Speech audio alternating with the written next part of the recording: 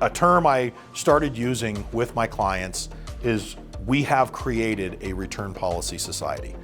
That's with all of our shopping that we've been doing, especially during the lockdown, over, online, COVID and Amazon and all the rest of them. You are able to shop, you buy 10 products that all look the same, you get them in, you decide which one you want, you send the rest of them back. That hasn't changed in the mindset of a lot of buyers when it comes to real estate. They're not thinking about the family or the people that are involved in this transaction.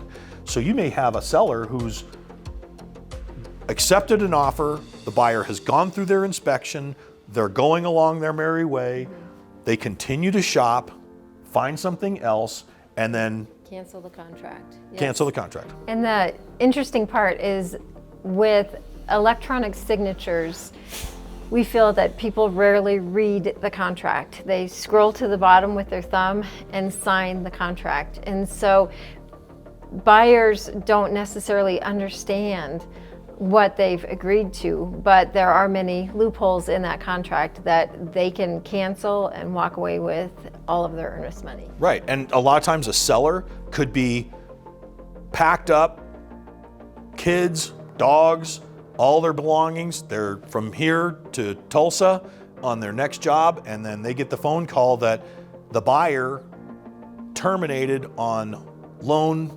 termination deadline, and they just decided they don't like their loan, and they walk away, and they get their earnest money back, and you have to start all over again.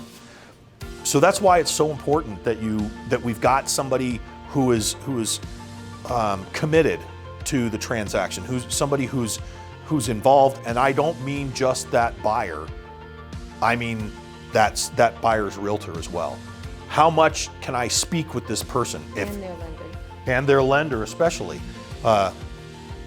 Out-of-state lenders. When we're dealing with somebody whose office is based out of Michigan, and that person's lender is never going to talk to me or the buyer again, unfortunately, you go to the bottom of the pile as far as a priority.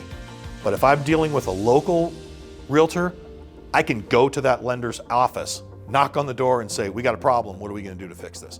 It is to your advantage as a buyer to have a local, reputable, good lender representing you in that process. And as a seller in vetting offers, to really look at who that lender is for that particular contract, because that is a huge part of the decision making. Absolutely is, absolutely.